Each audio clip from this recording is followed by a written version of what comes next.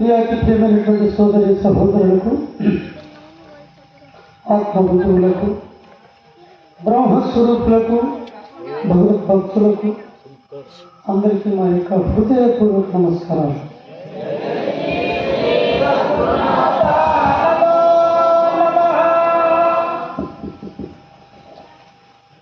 ಇವತ್ತಿಲ್ಲಿ ನಡ್ತಕ್ಕಂತಹ ಈ ವಿಹಂಗ ಮಾರ್ಗ ಸಂಘ ಕಾರ್ಯಕ್ರಮ ಈ ಗ್ರಾಮಕ್ಕೆ ಹೊಸದಾಗಿರಲಿಲ್ಲ. ಪೂಜ್ಯರು ಅಲ್ಲಿಟ್ಟಿರೋ ಸ್ವಾಮೀಜಿಯವರು, ಪೂಜ್ಯರು ಗೋವಿಂದಪ್ಪ ಸ್ವಾಮೀಜಿಯವರ ಕಾಲದಿಂದ ಕೂಡ ಇಂತಹ ಕಾರ್ಯಕ್ರಮಗಳು ನೋಡ್ಕೊಂಡು ಬಂದಿದ್ದಾರೆ. ಆದರೆ ಕೂಡ ಕೆಲವರಿಗೆ ಸಂಶಯ ಇರ್ಬೋದು, ಏನು ಇದು ಮಾರ್ಗ, ಜಾತಿ ಮತಕ್ಕ ಅಥವಾ ದೇಶ ಭಾಷಕ, ಏನಕ್ಕೆ ಸಂಬಂಧಪಟ್ಟಿರೋದು? ಆದರೆ ಇದು ಜಾತಿ ಮತಕ್ಕಾಗಲಿ ದೇಶ ಭಾಷಕ್ಕಾಗಲಿ ಸಂಬಂಧಪಟ್ಟಿರೋದಲ್ಲ. ಯಾವತ್ತು ಜಗತ್ ರಕ್ಷಣೆಕ್ಕಾಗಿ ಈ ಮಾರ್ಗ ಬಂದಿದೆ. ಆದರೆ ಭಾಷೆಯಲ್ಲಿ ಮಾತ್ರ ಬದಲಾವಣೆ ಆಗಿದೆ. ಸ್ವಾಮಿ ಅಂತ, ಪರಮಾತ್ಮ ಅಂತ, ಅಲ್ಲ ಅಂತ, ಬಿಸ್ಮಿಲ್ಲ ಅಂತ, ಯಾವ ಖುದಾ ಅಂತ, ಹಕ್ಕಂತ, ಭಗವಂತುಡ ಅಂತ, ಭಗವಾನ್ ಅಂತ, ಗಾಡ್ ಅಂತ, ದೇವರ ಅಂತ, ದೇವರ ಅಂತ, ಈ ತರಹ ಎಷ್ಟೋ ಭಾಷೆಯಲ್ಲಿ ಅವರವರ ಮಾತೃ ಭಾಷೆಯಲ್ಲಿ. ಆದರೆ ಎಷ್ಟು ಭಾಷೆಯಲ್ಲಿ ಮಾತಾಡಿದ್ರೆ ಕೂಡ ಪರಮಾತ್ಮನೇ ಒಕ್ಕಡೆಯೂ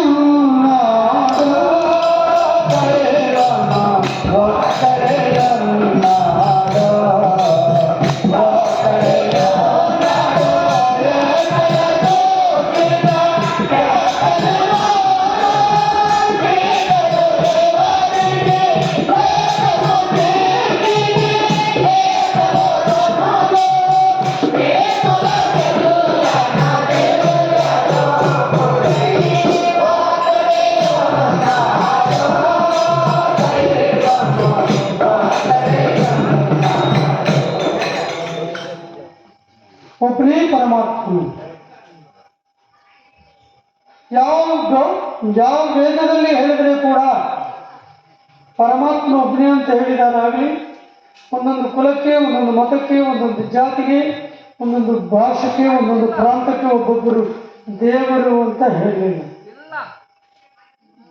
ಭಾಷೆಗಳು ಬದಲಾವಣೆ ಆಗಿದ್ದಾರೆ. ಅದೇ ಮಾತು ಪುಣ್ಯಪುರುಷರು ಶಂಕರಾಚಾರ್ಯರು ಸಂಸ್ಕೃತದಲ್ಲಿ ಹೇಳ್ತಾರೆ, ಶ್ಲೋಕಾಧ್ಯಯನ ಪ್ರವಕ್ಷ್ಯಾಮಿ ಯದುಕ್ತಂ ಗ್ರಂಥಕೋಟಿಭಿ ಬ್ರಹ್ಮ ಸತ್ಯಂ ಜಗನ್ಮಿಥ್ಯ ಅಂತ ಹೇಳಿದ್ದಾರೆ. ಒಂದಲ್ಲ, ಎರಡಲ್ಲ, ಮೂರಲ್ಲ, ಎಷ್ಟೋ ಕೋಟಿಗಟ್ಟಲೆ ಗ್ರಂಥಗಳಲ್ಲಿರುವ ಸಾರಾಂಶವನ್ನು ಒಂದೇ ಒಂದು ಅರ್ಧ ಶ್ಲೋಕದಲ್ಲಿ ಹೇಳಿದ್ದಾರೆ. ಎಷ್ಟೋ ಭಾಷೆನಲ್ಲಿರುವ ಸಾರಾಂಶವು, ಎಷ್ಟೋ ವೇದಗಳಲ್ಲಿರುವ ಸಾರಾಂಶವನ್ನು ಒಂದೇ ಒಂದು ಅರ್ಧ ಶ್ಲೋಕದಲ್ಲಿ ತಿಳಿಸಿದ್ದಾರೆ. ಬ್ರಹ್ಮ ಸತ್ಯಂ ಜಗನ್ಮಿಥ್ಯ, ಇದು ಸಂಸ್ಕೃತ ಭಾಷೆ. ಇದೇ ಮಾತು ಅರಬಿಕ್ ಭಾಷೆಯಲ್ಲಿ ಮಾತಾಡಿದ್ದಾರೆ, ವಹ್ಲಹೂಲಾಶರಿಕಲಹೂ. ಮತ್ತು ಇದಕ್ಕೂ ಕೂಡ ಅರ್ಥವೇನು? ಇರೋದೇ ಪರಮಾತ್ಮನು, ಈ ಜಗತ್ತಿಲ್ಲ ಅಂತ. ಇದು ಅರಬಿಕ್ ಭಾಷೆ. ಇದೇ ಮಾತು ತೆಲುಗಿನಲ್ಲಿ ಪುಣ್ಯಪುರುಷರು ಹೇಳಿದ್ದಾರೆ, ಒಂದೇ ದೈವము రెండోది జగము లేనిదయ్యా ನ್ಯಾಯము ಅಂತ ಮಾತಾಡಿ. ಮತ್ತು ಇಲ್ಲಿ ಮೂರು ಭಾಷೆಯಲ್ಲಿ ಮಾತಾಡಿದ್ದಾರೆ. ಮತ್ತು ಮೂರು ಭಾಷೆಯಲ್ಲಿ ಮಾತಾಡಿದ್ರೆ ಕೂಡ ಅರ್ಥವೇ ಏನನ್ನ ಬದಲಾವಣೆ ಆಗುತ್ತ? ಈ ಮೂರು ಭಾಷೆಗಳೇ ಅಲ್ಲ, ಈ ಜಗತ್ತಿನಲ್ಲಿ ಎಷ್ಟು ಭಾಷೆಗಳಿದಾವೋ ಅಷ್ಟು ಭಾಷೆಯಲ್ಲಿ ಮಾತಾಡಿದ್ರೆ ಕೂಡ ಪರಮಾತ್ಮ ಒಬ್ಬನೇ. ಈಗ ಇಲ್ಲಿ ಈ ವಸ್ತುವಿದೆ, ಈ ವಸ್ತುವನ್ನು ಎಷ್ಟೋ ಪರ್ಯಾಯ ಭಾಷೆಯಲ್ಲಿ ಮಾತಾಡಿದ್ದಾರೆ.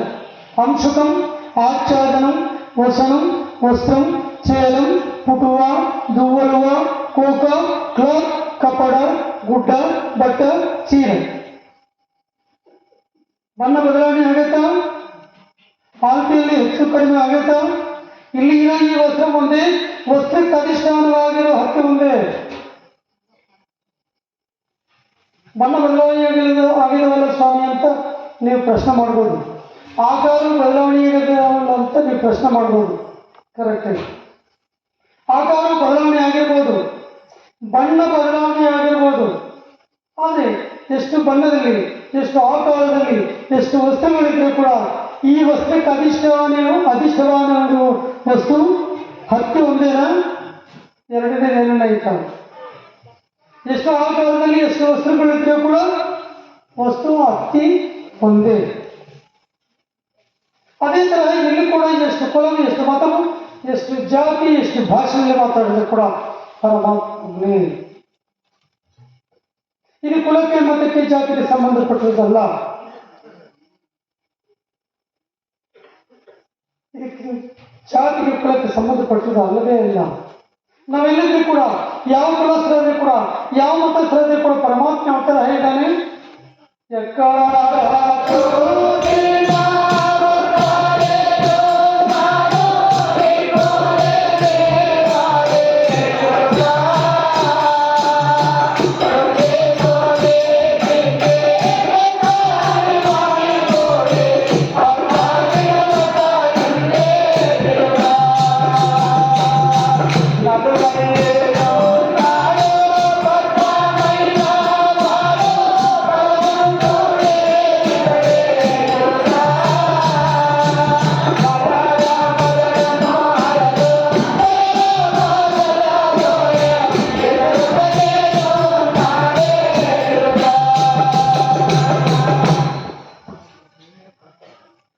ఎక్కడ చూసినా ఒక్కడే ఉన్నాడు, ಒಬ್ಬನೇ ಪರಮಾತ್ಮನು. ಮತ್ತೆ ಈ ಮಾತು ಹೊರಗಡೆಯವರು ಅಂದ್ಕೊಳ್ತಾರೆ, ಇವರು ಯಾವುದೋ ಒಂದು ಮಾರ್ಗದೊಳಗೆ ಹಿಡಿದು ಬಂದಿದ್ದಾರೆ, ಅವರು ಒಂದು ಪರತತ್ವ ಕಾವ್ಯ ಇದೆ, ಅವರು ಎಲ್ಲ ಇಂಥ ಮಾತುಗಳೇ ಹೇಳಿದ್ದಾರೆ, ಪರಮಾತ್ಮ ಒಬ್ಬನೇ ಅಂತ ಕೇಳಿದ್ರು ಅಂದ್ಕೊಳ್ತಾರೆ. ಆದರೆ ಈ ಮಾತು ನಮ್ಮ ಗುರುಗಳನ್ನ ಹೇಳಿದ್ರು ಅಂತಂದ್ರೆ ಇದೇ ಮಾತು ಕೃಷ್ಣರ ಗೀತೆಯಲ್ಲಿ ಹೇಳ್ತಾರೆ, ಯಚ್ಚಾಪಿ ಸರ್ವಭೂತಾನಾಂ ಬೀಜಂ ತದಹಮರ್ಜುನ ಅತತಸ್ತಿ ವಿನಾಯ ಸಾಮಯ ಭೂತಂ ಚರಾಚರಂ ಅಂತ ಹೇಳಿ. ಅದಕ್ಕೆ ಅರ್ಥವೇನು ಅಂತ, ಒಂದು ವೃಕ್ಷ ಎಷ್ಟೋ ಚೆನ್ನಾಗಿ ಕಾಣ್ತಾ ಇದೆ, ಆ ವೃಕ್ಷಕ್ಕೆ ಕಾರಣ ಏನು ಅಂತಂದ್ರೆ ಬೀಜ. ಬೀಜ ಇಲ್ಲ ಅಂತಂದ್ರೆ ವೃಕ್ಷ ಇರೋದಕ್ಕೆ ಸಾಧ್ಯವಿಲ್ಲ. ಆ ವೃಕ್ಷಕ್ಕೆ ಬೀಜವು ಯಾವ ತರಹ ಕಾರಣವೋ ಚರಾಚರ ಈ ಜಗತ್ತಿಗೆ ಪರಮಾತ್ಮನೊಬ್ಬನೇ ಕಾರಣ ಅಂತ ಕೃಷ್ಣನ ಗೀತೆಯಲ್ಲಿ ಹೇಳ್ತಾರೆ. ಮತ್ತೆ ಇಲ್ಲಿ ಕೃಷ್ಣನ ಹೇಳಿದ್ರೆ ಕೂಡ, ಪೂಜ್ಯರು ಶಿವಾಜಿಯನ್ನು ಹೇಳಿದ್ರೆ ಕೂಡ, ಪೂಜ್ಯರು ಅಭಿಷೇಕ ಸ್ವಾಮಿ ಹೇಳಿದ್ರೆ ಕೂಡ, ಶಂಕರಾಚಾರ್ಯರು ಹೇಳಿದ್ರೆ ಕೂಡ ಪರಮಾತ್ಮನೇ. ಇದು ಕುಲಕ್ಕೆ, ಮತಕ್ಕೆ, ಜಾತಿಗೆ ಸಂಬಂಧಪಟ್ಟದಲ್ಲ. ಅವರ ಮನಸ್ಸಲ್ಲಿ ಕುಲವಿಲ್ಲ. ಕುಲ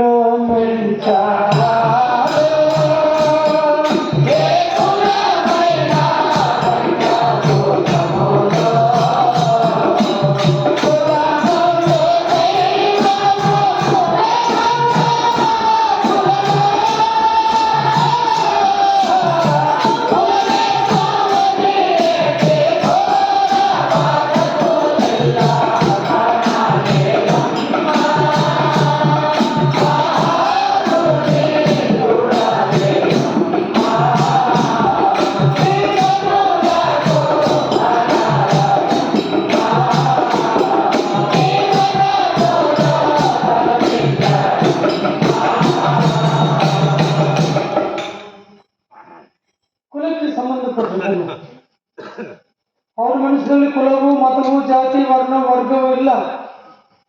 ಆ ಪುಣ್ಯ ಪುರುಷರ ಮನಸ್ಸು ಯಾವ ತರ ಇದೆ ಅಂತಂದ್ರೆ, ಉದಾರ ಚರಿತಾನಂತೂ ವಸುಧೈವ ಕುಟುಂಬಕಂ. ಉದಾರ ಸ್ವಭಾವದಿಂದ ಅವರು ನೋಡಿರೋ ಪರಮಾತ್ಮ ಸುಖವನ್ನು ಯಾವತ್ತೀ ಜಗತ್ತಿಗೆ ಹಂಚಬೇಕು ಅಂತ ಸದುದ್ದೇಶದಿಂದ ಅವರು ಕುಲವು, ಮತವು, ಜಾತಿ, ವರ್ಣವು, ವರ್ಗವು ನೋಡಲಿಲ್ಲ. ಅವ್ರ ಮನಸ್ಸಿನಲ್ಲಿ ಇರೋದು ಒಂದೇ, ನಾವು ನೋಡಿರೋ ಪರಮಾತ್ಮನ ಸುಖವನ್ನು ಯಾವತ್ತೀ ಜಗತ್ತಿಗೆ ಹಂಚಬೇಕು ಅಂತ. ಉದಾರ ಚರಿತಾನಂತೂ ವಸುಧೈವ ಕುಟುಂಬಕಂ.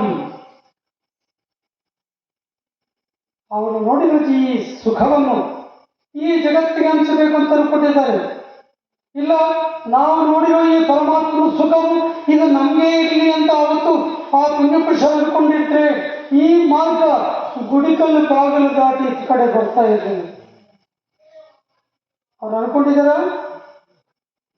ಯಾವ ಕುಲವನ್ನಾಗಲಿ, ಯಾವ ಮತವನ್ನಾಗಲಿ, ಯಾವ ಜಾತಿಯನ್ನಾಗಲಿ, ಯಾವ ಭಾಷೆ ಮಾತಾಡೋರಾದ್ರೂ ಕೂಡ ಪರವಾಗಿಲ್ಲ. ಅವರು ನೋಡಲಿಲ್ಲ ಕುಲವು ಮತವು ಜಾತಿ ವರ್ಗವು ನೋಡಲಿಲ್ಲ.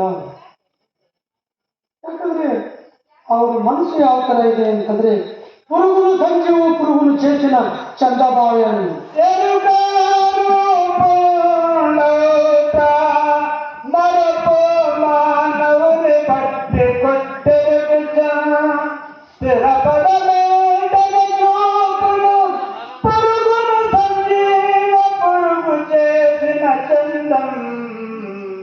పురుగును సంజీవ పురుగును చేసిన చందమాయను. ಸಂಜೀವಗಳು ಅಂತ ನಿಮ್ಗೆಲ್ಲರಿಗೂ ಗೊತ್ತಿರುತ್ತೆ. ನಮ್ಮ ಮನೆಗಳಲ್ಲಿ ಗೂಡು ಕಟ್ತಾ ಇರುತ್ತೆ. ಈ ಕಾಲ ಆ ಕಾಲ ಅಂತ ಅದಕ್ಕೇನೋ ಟೈಮ್ ಇಲ್ಲ. ಮೆತ್ತಗಿರೋ ಮಣ್ಣು ತಂದು ಗೂಡು ಕಟ್ತೇವೆ. ಗೂಡು ಕಟ್ಟಿ ಅದಕ್ಕೆ ಸಂಬಂಧವಿಲ್ಲದ ಆ ಹುಳನ್ನು ತಗೊಂಡು ಬರುತ್ತೆ. ಅದಕ್ಕೆ ಸಂಬಂಧವಿಲ್ಲ. ಈ ಸಂಜೀವಗಳು ಬಣ್ಣ ಬೇರು, ಅದು ಬಣ್ಣ ಬೇರು, ಇದು ಆಕಾರವೇ ಬೇರು, ಅದು ಆಕಾರವೇ ಬೇರು. ಹಸಿರು ಕಲರ್ ಇರುತ್ತೆ, ಹಸಿರು ಬಣ್ಣ ಇರುತ್ತೆ. ಅಂತ ಹುಳನ್ನು ತಗೊಂಡು ಬಂದು ಅದು ಅನ್ಕೊಂಡಿರ್ಲಿಲ್ಲ ಸಂಜೀವ ಹುಳ ನಮ್ಮ ಬಣ್ಣ ಇಲ್ಲ, ನಮ್ಮ ಆಕಾರ ಇಲ್ಲ ಅಂತ ಅನ್ಕೊಂಡಿರ್ಲಿಲ್ಲ. ಅದೇ ತರ ನಮ್ಮ ಗುರುಗಳು ಕೂಡ ಇವರಿಗೆ ನಮ್ಮ ಕುಲವು, ನಮ್ಮ ಮತವು, ನಮ್ಮ ಜಾತಿ ಇಲ್ಲ ಅಂತ ಅನ್ಕೊಂಡಿಲ್ಲ.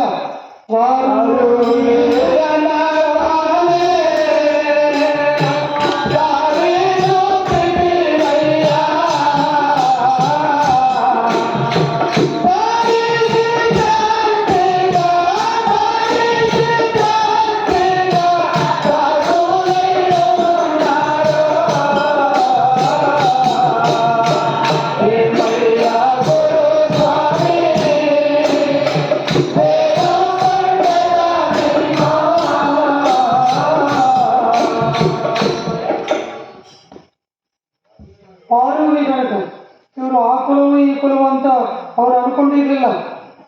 ಈ ಸಂಜೀವಗಳು ಕೂಡ ಅಷ್ಟೇ ಇದಕ್ಕೆ ನಮ್ಮ ಬಣ್ಣ ಇಲ್ಲ, ನಮ್ಮ ಆಕಾರ ಇಲ್ಲ ಅಂತ ಅನ್ಕೊಂಡಿಲ್ಲ. ಆ ಹಸಿರು ಕಲರ್ ಇರೋ, ಹಸಿರು ಬಣ್ಣ ಇರೋ ಆ ಹುಳನ್ನು ತಗೊಂಡು ಬಂದು ಅದು ಕಟ್ಟಿರೋ ಗೂಡಿನಲ್ಲಿ ಬಿಟ್ಬಿಟ್ಟು ಸುಮಾರು 20-21 ದಿನ ಓಂಕಾರನಾದವನ್ನು ಅದಕ್ಕೆ ಕೇಳಿಸಿ ಅದು ಯಾವ ತರಹ ಇದ್ರೆ ಅದೇ ತರಹ ಬಣ್ಣ, ಅದು ಯಾವ ತರ ಇದ್ರೆ ಯಾವ ಆಕಾರ ಇದ್ರೆ ಅದೇ ತರಹ ಆಕಾರ. ಅದೇ ತರಹ ನಮ್ಮ ಗುರುಗಳು ಕೂಡ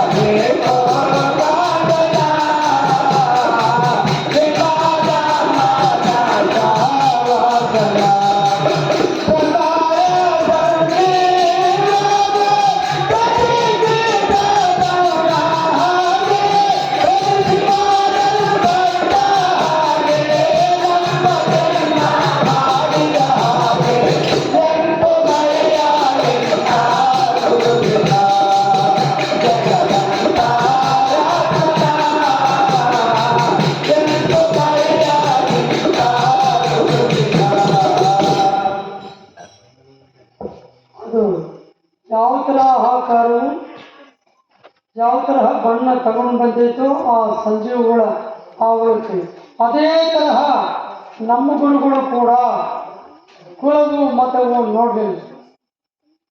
ಉದಾರ ಸ್ವಭಾವದಿಂದ ಅವರು ನೋಡಿರೋ ಪರಮಾತ್ಮ ಸುಖವನ್ನು ಯಾವತ್ತಿ ಜಗತ್ತಿಗೆ ಹಂಚಬೇಕು ಅಂತ ಸದುದ್ದೇಶದಿಂದ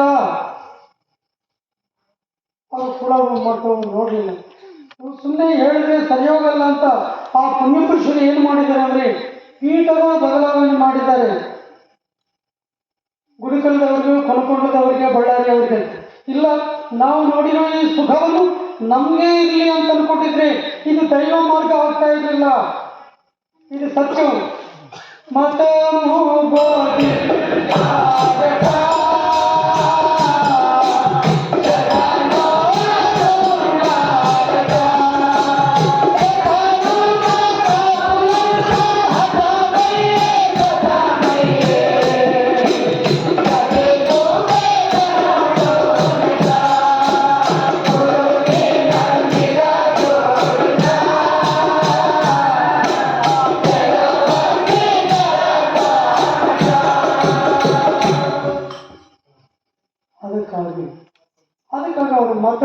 ಕೇಳಲಿಲ್ಲ, ಕುಲವನ್ನು ನೋಡಲಿಲ್ಲ. ಅದಕ್ಕಾಗಿ ಇದು ಕುಲಕ್ಕೆ ಮತಕ್ಕೆ ಜಾತಿಗೆ ಸಂಬಂಧಪಟ್ಟದಲ್ಲ. ಆದರೆ ಕುಲದಲ್ಲಿ ಬೆರೆಸೋದಕ್ಕೆ ಬಂದಿದೆ. ಯಾವ ಕುಲದಲ್ಲಿ ಬೆರೆಸೋದಕ್ಕೆ?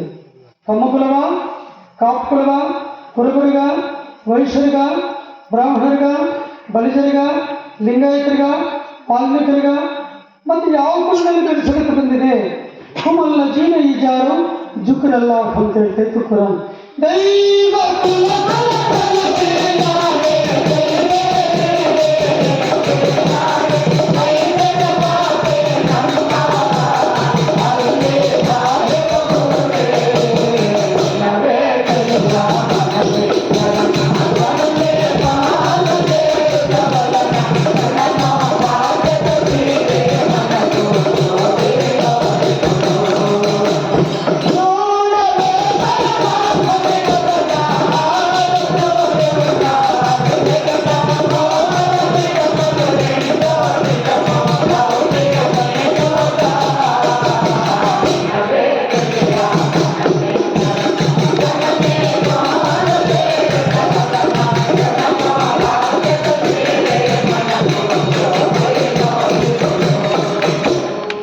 ದೈವ ಕುಲದಲ್ಲಿ ಬೆರೆಸೋದಕ್ಕೆ ಬಂದಿದೆ. ಮತ್ತೆ ದೈವ ಕುಲ ಅಂದ್ರೆ ಯಾವುದು? ಅದು ಬ್ರಾಹ್ಮಣ ಕುಲ ಅಥವಾ ಕ್ಷತ್ರಿಯರ ಕುಲನ? ಅಜ್ಞಾನದಲ್ಲಿರೋನ ಜ್ಞಾನ ಮಾರ್ಗವಾಗಿ ಸೇರಿಸೋದಕ್ಕೆ ನಮ್ಗೆ ಈ ಪವಿತ್ರವಾಗಿರೋ ಈ ವಿಹಂಗ ಮಾರ್ಗಕ್ಕೆ ಸಂಬಂಧಪಟ್ಟಿರುವ ವೇದಗಳು, ವೇದಗಳಲ್ಲಿರುವ ರಹಸ್ಯವನ್ನು ಹೊರಗಡೆ ತಿಳಿಸೋದಕ್ಕೆ ಪರಮ ಗುರುಗಳು, ಪೈಗಂಬರರು, ಪ್ರವಕ್ತಗಳು, ಮಹಾಗುರುಗಳು, ಸದ್ಗುರುಗಳು, ಶ್ರೀ ಗುರುಗಳು ನಮಗಾಗಿ ಕಾರಣವಾಗಿದ್ದಾರೆ. ಗುರು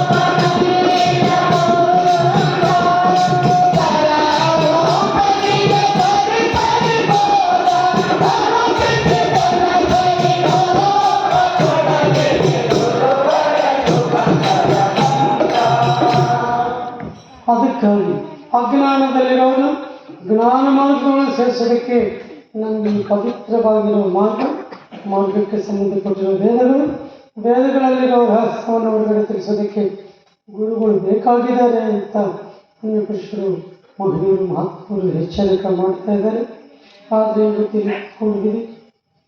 ಇಲ್ಲಿ ಕುತ್ಕೊಂಡಿರೋರಿಗೆ ಏನೂ ಗೊತ್ತಿಲ್ಲ ಅಂತ ನಿಮಗೆ ತಿಳಿಯದಂಥ ಮಾತುಗಳು ನಾವು ಈಗಲೇ ಅವಕಾಶದ ಬಂದು ನಿಮಗೆ ತಿಳಿಸ್ತಾ ಇದ್ದೀವಿ ಅಂತಂದರೆ ನಮಗಿಂತ ಮೂರ್ಖಸ್ತು ಇನ್ನೊಬ್ರು ಯಾರು ಇರಲ್ಲ. ಯಾಕಂದರೆ ಮಹನೀಯರು, ಮಹಾತ್ಮರವರು ಏನಂತ ಹೇಳಿದ್ದಾರೆ, ಅಲ್ಲಿ ಸಾಹೇಬ್ ಗುರುಣಿ ಅದಕ್ಕೆ ಶಿಕ್ಷಣವಾಗಿ ಅತಿ ಮೂರ್ಖರು ಯಾರು ಅಂತಂದರೆ ನಮ್ಮಂಥ ಮೂರ್ಖರು ಇಲ್ಲ ಅಂತ ಆ ಪುಣ್ಯಪುರುಷರು ಹೇಳಿದರು. ಪಾಪಿಗಳು ಯಾರು ಅಂತಂದರೆ ನಮ್ಮಂಥ ಪಾಪಿ ಇಲ್ಲ ಅಂತ ಹೇಳಿದ್ದಾರೆ. ಮತ್ತು ಅವರು ಪಾಪಿಗಳ, ಅವರು ಮೂರ್ಖರ, ಅವರು ದ್ರೋಹಿಗಳ ಎಲ್ಲ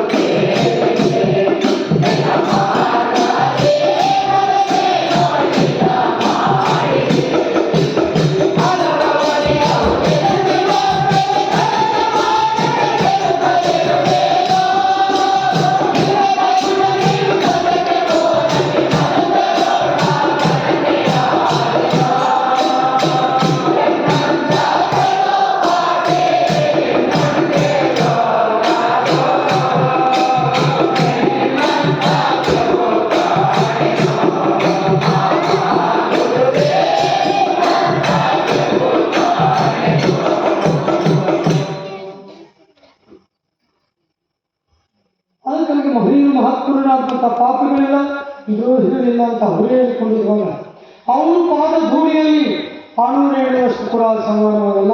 ಮತ್ತು ನಾವೇ ಮಾತಾಡ್ತಾ ಇದ್ದೀವಿ ಅಂತಂದ್ರೆ ಅಜ್ಞಾನವೇ. ಏನೋ ಪುಣ್ಯಪುರುಷತ್ರ ತಿಳ್ಕೊಂಡಿರೋ ಈ 2-3 ಮಾತುಗಳೇ ನಿಮ್ಮ ಮುಂದೆ ಮಾತಾಡೋದಕ್ಕೆ ಈ ಅಮೂಲ್ಯವಾಗಿರೋ ಅವಕಾಶವನ್ನು ನಮಗೆ ಈ ಗ್ರಾಮದಲ್ಲಿರೋ ಒಬ್ಬರು ಭಕ್ತಾದಿಗಳು ಕಟ್ ಮಾಡಿದ್ದಾರೆ, ಅವಕಾಶ ಕೊಟ್ಟಿದ್ದಾರೆ. ಅದು ಇವತ್ತಿಗೆ ಕಾರ್ಯಕ್ರಮವಾಗಿ ನಾವು ಸೇರಿದ್ದೀವಿ. ಮತ್ತು ಯಾವ ಉದ್ದೇಶದಿಂದ ಸೇರಿದ್ದೀವಿ? ಪುಣ್ಯಪುರುಷರು ಮಹನೀಯ ಮಹಾತ್ಮರು ಎಚ್ಚರಿಕೆ ಮಾಡ್ತಾ ಇದ್ದಾರೆ. ದುರ್ಲಭಂ ನರ ಜನ್ಮ, ಈ ಮಾನವ ಜನ್ಮ ಅತಿ ದುರ್ಲಭವಾಗಿರೋದು ಅಂತ, ಇದು ಮತ್ತೆ ಮತ್ತೆ ಬರಲ್ಲ ಅಂತ, ತುಂಬ ಅಮೂಲ್ಯವಾಗಿರೋದು, ಉತ್ಕೃಷ್ಟವಾಗಿರೋದು ಅಂತ ಎಚ್ಚರಿಕೆ ಮಾಡಿ. ಮತ್ತೆ ಇಂತಹ ಮಾನವ ಜನ್ಮಗಳು ಬರೋದಕ್ಕಿಂತ ಮುಂಚೆನೆ ನಾವೆಲ್ಲ ದೇವರನ್ನ ಕೇಳಿದೀವ, ಹೋಗಿ ಅನ್ಕೊಂಡಿದೀವ ಈ ಮಾನವ ಜನ್ಮ ನಮಗೆ ಬೇಕು ಅಂತ ನಾವು ಅನ್ಕೊಂಡಿದ್ವಿ? ಇಲ್ಲ ದೇವರನ್ನ ಕೇಳಿದೀವ, ಈಗ ನಮಗೆ ಸೈಟ್ ಬೇಕು ಅಂದರೆ ಅಥವಾ ಮನೆ ಬೇಕು ಅಂತಂದರೆ ತಹಸೀಲ್ದಾರ್ಗೆ ಅರ್ಜಿ ಇಕ್ತೀವ ಬೇಕು ಅಂದಾಗ ಅರ್ಜಿ ಇಕ್ತೀವಿ. ಅದೇ ತರಹ ದೇವರನ್ನ ನಾವು ಏನನ್ನ ಕೇಳಿದೀವ, ನಮಗೆ ಈ ಮಾನವ ಜನ್ಮ ಬೇಕು ಅಂತ.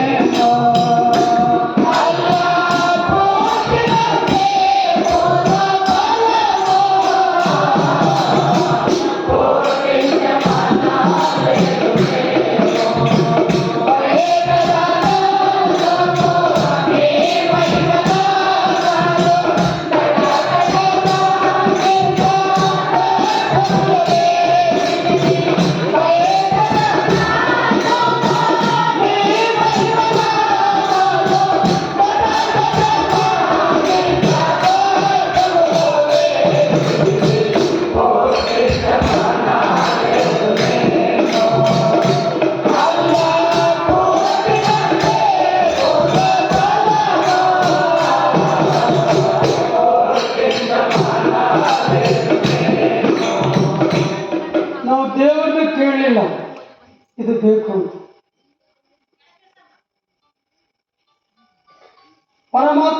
ಪರಮಾತ್ಮನೇ ನಮಗೆ ಒಳ್ಳೆ ಅವಕಾಶ ಮಾಡಿಕೊಟ್ಟಿದ್ದಾನೆ.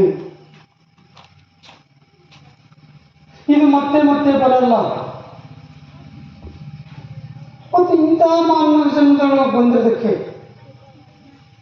ಮತ್ತೆ ಸಾರ್ಥಕವಾಗೈತಾ ಅಂತ. ಸಾರ್ಥಕವಾಗಿದ್ರೆ ನಮಗೆ ಈ ಗುರುವು, ಭಜನಾ, ದೈವವು, ಭಕ್ತಿ, ಈ ತರಹ ಪ್ರಾರ್ಥನಾ ಮಂದಿರಗಳು, ದೇವಸ್ಥಾನಗಳು ಬೇಕಾಗ್ತಾ ಇರಲಿಲ್ಲ. ನಮ್ಮ ಜನ್ಮ ಸಾರ್ಥಕವಾಗಲಿಲ್ಲ ಅಂತ ಸದುದ್ದೇಶದಿಂದಲೇ ನಮ್ಗೆ ಈ ಸತ್ಸಂಗ ಬೇಕಾಗಿದೆ.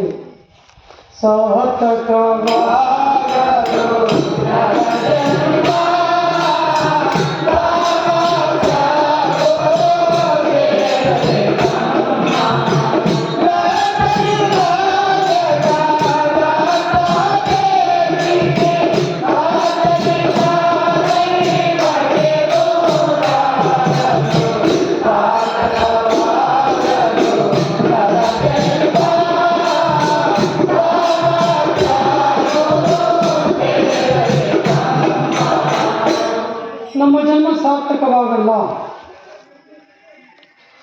ಮತ್ತೆ ಏನಕ್ಕೆ ಬಂದಿದ್ದೀವಿ? ಯಾವ ಉದ್ದೇಶಕ್ಕೆ ಬಂದಿದ್ದೀವಿ? ಸುಮ್ಮನೆ ಬರೋದು ಹೋಗೋದೇನ? ಈ ತರ ಆದ್ರೆ ನಮಗಿಂತ ದನಗಳು, ಪಶುಗಳು ಮೇಲು. ಯಾಕೆ ಸ್ವಾಮಿ ಇವತ್ತು ಆರಾಧನೆ ಅಂತ ಕರೆಸ್ಕೊಂಡು ನಮ್ಮನ್ನು ಪಶುಗಳು, ದನಗಳ ತರ ನೋಡ್ತಾ ಇದೆಯಾ ಅಂತ ನೀವು ಕೇಳ್ಬೋದು. ನಾಳೆನೋ ಮಾತೆಲ್ಲ ಇದೆ. ಪುಣ್ಯಪುರುಷರು ಮಹನೀಯರು ಮಹಾತ್ಮರು ಹೇಳ್ತಾರೆ, ಏನಿ ಫಲವು స్వామి నిజము తెలియని జన్మం భూమిపైగా పశువు నయము. లేదు ಯಮಲೋಕ, ಪಶುಗಳು ಯಮಲೋಕವಿಲ್ಲ. ಅದಕ್ಕಾಗಿ ನಮ್ಗಿಂತಲೂ ಅದೇ ಮೇಲು. ಯಾಕಂದ್ರೆ ಸುಮ್ಮನೆ ಬರ್ತಾ ಇದೀವಿ, ಹೋಗ್ತಾ ಇದೀವಿ. ಮೊನ್ನೆ ಒಂದು 5-6 ತಿಂಗಳ ಹಿಂದೆ ಆ ಕಲ್ಯಾಣದುರ್ಗದ ಹತ್ರ ಒಂದು ಊರಿಗೆ ಹೋಗಿದ್ರೆ ಸಾಯಂಕಾಲ ಅಲ್ಲಿ ನಾನು ಒಂದು 5-6 ಗಂಟೆಗೆ ಹೋಗಿ ಕುತ್ಕೊಂಡ್ವಿ. ಎಲ್ಲ ಬಂದು ನಮಸ್ಕಾರ ಮಾಡ್ಕೊಳ್ತಾ ಇದ್ದೆ. ನಮಸ್ಕಾರ ಮಾಡ್ಕೊಡ್ತಾರೆ. ದೂರದಲ್ಲಿ ಅಕ್ಕವ್ರು ಸುಮ್ಮನೆ ಇರಲ್ಲ, ಯಾವುದೋ ಒಂದು ಮಾತಾಡ್ತಾರೆ. ಒಂದು ಎಲ್ಲ ಕುತ್ಕೊಂಡು ಮಾತಾಡ್ತಾರೆ. ಅವರೆಲ್ಲ ಒಂದು 10-15 ಜನ ಇದ್ರು, ಅಲ್ಲಿ ಮಾತಾಡ್ತಾರೆ. ಅವ್ರು ಮಾತಾಡ್ತಾರೆ, ನಾನು ಒಂದು ಕಿವಿ ಆ ಕಡೆ ಹಾಕ್ತೀನಿ, ಏನು ಮಾತಾಡ್ತಾರೆ. ಅದರಲ್ಲಿ ಒಬ್ಬರು ಅಕ್ಕವರು ಆ ಬೇರೆ ಅಕ್ಕವ್ರ ಹತ್ರ ಹೇಳ್ತಾರೆ, ಇವತ್ತು ನಮ್ಮ ಜನ್ಮ ಸಾರ್ಥಕವಾಗೈತೆ ಅಂತ ಹೇಳ್ತಾರೆ. ಇವತ್ತು ನಮ್ಮ ಜನ್ಮ ಸಾರ್ಥಕವಾಗೈತೆ ಅಂತಂದರೆ ಈ ಅಪ್ಪಗೆ ಸಂತೋಷವಾಯಿತು. ಏನಕ್ಕೆ ಸಂತೋಷವಾಯಿತು? ಓ, ಈ ಅಕ್ಕವ್ರು ಎಲ್ಲಿಂದನೂ ದೂರದಿಂದ ಬಂದಿದ್ದಾರೆ, ನಮ್ಮ ದರ್ಶನ ಮಾಡ್ಕೊಂಡೋದಕ್ಕೆ ಎಂಬ ಜನ್ಮ ಸಾರ್ಥಕವಾಗಿದೆ ಅಂತ ಹೇಳ್ತೈತೆ ಅಂತ ನಾನು ಅಂದ್ಕೊಳ್ತಾ ಇದ್ದೆ. ಆದರೆ ತಿಳ್ಕೋಬೇಕು ಅಂತ ಅಂದ್ಕೊಂಡು ಆ ಅಕ್ಕನ ಕರೆದಕ್ಕ ಅಂತಂದು ಬಂದು, ಏನು ಸ್ವಾಮೀಜಿ ಅಂತಂದು, ಏನಿಲ್ಲಕ್ಕ, ಏನೋ ಒಂದು ಮಾತು ಹೇಳ್ತಾ ಇದ್ರಲ್ಲ, ಇವತ್ತು ನಮ್ಮ ಜನ್ಮ ಸಾರ್ಥಕವಾಗೈತೆ ಅಂತ ಹೇಳ್ತಾ ಇದ್ರಲ್ಲ, ಏನಕ್ಕೆ ಸಾರ್ಥಕವಾಗಿದೆ ಅಂತ ನಾನು ಕೇಳಿದೆ. ಅಂದರೆ ಅಕ್ಕವ್ರು ಹೇಳಿದ್ರು, ಎಲೆ ಅಡಿಕೆ ಚೀಲ ಇರುತ್ತಲ್ಲ, ಇಲ್ಲಿತ್ತು ತೆಗೆದ್ರು, ಅದರೊಳಗಿಂದ ಆಧಾರ್ ಕಾರ್ಡ್ ತೋರಿಸಿದ್ರು. ಸ್ವಾಮಿ, ನಾನು ಅನಂತಪುರದಿಂದ ಬಂದಿದ್ದೀನಿ, ಈ ಆಧಾರ್ ಕಾರ್ಡ್ ತೋರಿಸಿದ ತಕ್ಷಣವೇ ನಮ್ಮ ಹತ್ರ ಒಂದು ನಯಾ ಪೈಸೆ ತಗೊಂಡಿಲ್ಲ, ಫ್ರೀಯಾಗಿ ಕರ್ಕೊಂಡು ಬಂದಿದ್ದಾರೆ. ಮತ್ತೆ ಬೆಳಿಗ್ಗೆ ಕೂಡ ಫ್ರೀಯಾಗಿ ಕರ್ಕೊಂಡು ಹೋಗ್ತಾರೆ. ಆಧಾರ್ ಕಾರ್ಡ್ ತೋರಿಸ್ಬೇಕು, ನಿಮ್ಗೆಲ್ಲರಿಗೂ ಅನುಭವ ಇಲ್ಲ, ಕರ್ನಾಟಕದಲ್ಲೇ ಇತ್ತಲ್ಲ. ನೀವಾಗಲೇ 2 ವರ್ಷ ಅನುಭವ ಕೊಟ್ಟಿದ್ದೀರಿ, 3 ವರ್ಷ ಆಯ್ತಾ? ನಮ್ಗಿನ್ನ ಒಂದು 5-6 ತಿಂಗಳೇ ಆಗಿ, ಅದಕ್ಕೆ ಹಂಗೆ ಸಂತೋಷ ಪಡ್ತೀವಿ. ಆಧಾರ್ ಕಾರ್ಡ್ ತೋರಿಸ್ಬೇಕು, ಆಧಾರ್ ಕಾರ್ಡ್ ತೋರಿಸಿದ್ರೆ ಕರ್ಕೊಂಡು, ಇಲ್ಲ ಆಧಾರ್ ಕಾರ್ಡ್ ಇಲ್ಲ ಅಂದ್ರೆ ಟಿಕೆಟ್ ಹೊಡಿತಾರೆ. ಆಧಾರ್ ಕಾರ್ಡ್ ತೋರಿಸಿದ್ರೆ ಕರ್ಕೊಂಡು ಬರ್ತಾರೆ, ಕರ್ಕೊಂಡು ಹೋಗ್ತಾರೆ. Not only Aadhaar card, any identity card ತೋರಿಸಿದ್ರೆ ಕರ್ಕೊಂಡು ಹೋಗ್ತಾರೆ, ಕರ್ಕೊಂಡು ಬರ್ತಾರೆ. ಅದೇ ತರಹ ನಾವು ಏನಾದ್ರು ಅಲ್ಲಿಂದ ಬರ್ತಾ ದೇವರಿಗೆ ಆಧಾರ್ ಕಾರ್ಡ್ ತೋರಿಸಿದ್ವ, ಪಾನ್ ಕಾರ್ಡ್ ಏನೇನು ತೋರಿಸಿದ್ವ, ವೋಟರ್ ಕಾರ್ಡ್ ಏನೇನು ತೋರಿಸಿದ್ವ, ಎನಿ ಐಡೆಂಟಿ ಕಾರ್ಡ್ ಏನೇನು ತೋರಿಸಿದ್ವ? ಇಲ್ಲ. ಬರುವಾಗೂ ಇಲ್ಲ, ಹೋಗುವಾಗೂ ಇಲ್ಲ. This is one type of free service. ಹೋಗ್ತಾ ಇದ್ದೀವಿ, ಬರ್ತಾ ಇದ್ದೀವಿ, ಹೋಗ್ತಾ ಇದ್ದೀವಿ, ಬರ್ತಾ ಇದ್ದೀವಿ. ಕಂಡಕ್ಟರ್ಗಾದ್ರೂ ಆಧಾರ್ ಕಾರ್ಡ್ ತೋರಿಸ್ಬೇಕು. ಮತ್ತೆ ಇಲ್ಲಿ ಬರುವಾಗ ನಾವು ತೋರಿಸಿ ಬಂದಿದ್ದೀವ, ಹೋಗ್ತಾ ಇದ್ದೀವ, ತೋರಿಸಿ ಹೋಗ್ತಾ ಇದ್ದೀವ, ಸುಮ್ಮನೆ ಬರ್ತಾ ಇದ್ದೀವ, ಹೋಗ್ತಾ ಇದ್ದೀವಿ. ಮತ್ತೆ ಇದಕ್ಕೆಲ್ಲ ಬಂದಿದ್ದು. ಅದಕ್ಕೆ ಪುಣ್ಯಪುರುಷ ಹೇಳ್ತಾ ಇದ್ದಾರೆ, ನಮ್ಗಿದ್ರು ಆ ದನಗಳು ಪಶುಗಳ ಮೇಲೆ, ಅವು ಕೂಡ ಸುಮ್ಮನೆ ಬರ್ತಾ ಇದ್ದಾವೆ, ಹೋಗ್ತಾ ಇದ್ದಾವೆ. ಅವು ಈ ಜಗತ್ತಿಗೆ ಬಂದಿರೋ ಕೆಲಸ, ಕರ್ತವ್ಯ, ಕಾರಣ ಮಾಡ್ತಾ ಇದ್ದಾವೆ ಆ ದನಗಳು, ಪಶುಗಳು. ಮತ್ತೆ ನಾವೇನು ಮಾಡಬೇಕು? ಏನ್ ಮಾಡಬೇಕು ಸ್ವಾಮಿ? ನಾವೇನು ಗೊತ್ತಿಲ್ವಾ? ನಾವು ಸಂಸಾರ ಮಾಡ್ತಾ ಇಲ್ಲ, ನಾವು ಚೆನ್ನಾಗಿ ದುಡ್ದಿದ್ದೀವಿ, ನಮ್ಗೆ 20 ಎಕರೆ ಜಮೀನು ಇದೆ, ಅಡಿಕೆ ತೋಟ ಇದೆ, ಇವೆಲ್ಲ ಮಾಡ್ಕೊಂಡ್ರೆ ನಮ್ಮ ಜನ ಸಾರ್ಥಕ ಸಾರ್ಥಕವಾಗಿ. ಇಂಥವ್ರು ಎಷ್ಟಿದ್ರೆ ಕೂಡ, ಪ್ರಾಪಂಚ ಸುಖ ಎಷ್ಟಿದ್ರೆ ಕೂಡ ನಮ್ಮ ಜನ್ಮ ಸಾರ್ಥಕವಾಗಲ್ಲ. ವ್ಯರ್ಥಮ ಜನ್ಮಮರ ನರಳಕು ವ್ಯರ್ಥಮ. ತೆಲುಗಿನಲ್ಲಿ, ಕನ್ನಡದಲ್ಲಿ ಐತೆ ಇಲ್ಲ ಗೊತ್ತಿಲ್ಲ, ತೆಲುಗಿನಲ್ಲಿ ಒಂದು ಹಾಡಿದೆ, ನಿಮ್ಗೆಲ್ಲರಿಗೂ ಗೊತ್ತಿರ್ಬೋದು. పుట్టిన రోజు పండగే అందరికీ, పుట్టింది ఎందుకో తెలిసేది అందరికీ. పుట్టినరోజు పండగే అందరికీ,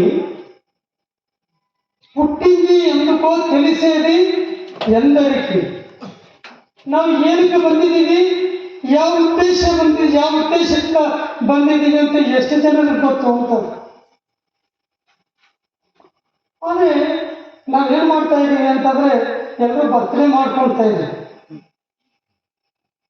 ಮೊನ್ನೆ ಒಂದು 1 ತಿಂಗಳು 2 ತಿಂಗಳ ಹಿಂದೆ ಆ ವಿಜಯವಾಡನಲ್ಲಿ ಒಬ್ರು MLA ಸುಮಾರು 5 ಕ್ವಿಂಟಾಲ್ ಇರೋ ಕೇಕ್ ತಂದಿದ್ದಾರೆ. ಟೇಬಲ್ ಸಾಕಾಗಲ್ಲ, ಒಂದು ದೊಡ್ಡದು ಸ್ಟೇಜ್ ಹಾಕ್ಸಿದ್ದಾರೆ. ಸ್ಟೇಜ್ ಹಾಕಿಸಿ 5 ಕ್ವಿಂಟಾಲ್ ಕೇಕ್ ಅಲ್ಲಿ ಇಕ್ಕಿದ್ದಾರೆ. ಇಕ್ಕಿ ಸುಮಾರು ಜನ ಕರೆಸಿದ್ದಾರೆ.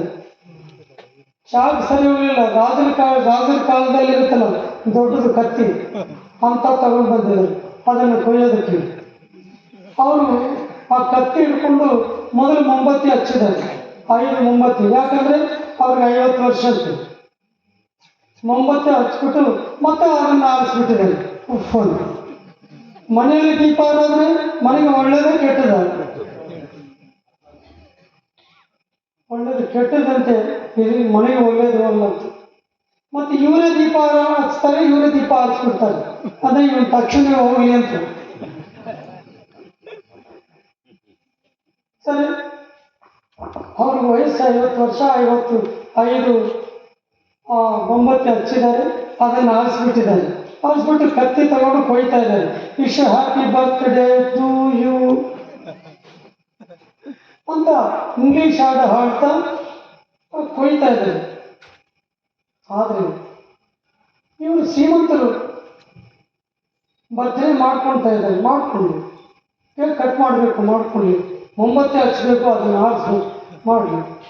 ಆದರೆ ಯಾವ ಉದ್ದೇಶದಿಂದ ಬಂದಿದ್ದೀರಿ, ಏನಕ್ಕೆ ಬಂದಿದ್ದೀರಿ, ಏನು ಮಾಡಿದ್ರೆ ನಮ್ಮ ಜನ್ಮ ಸಾರ್ಥಕವಾಗುತ್ತೆ ಅಂತ ತಿಳ್ಕೊಂಡಿಲ್ಲ ಅಂತಂದ್ರೆ wish you happy birthday to you ಅಲ್ಲ, wish you happy birthday to you. ಜನ್ಮ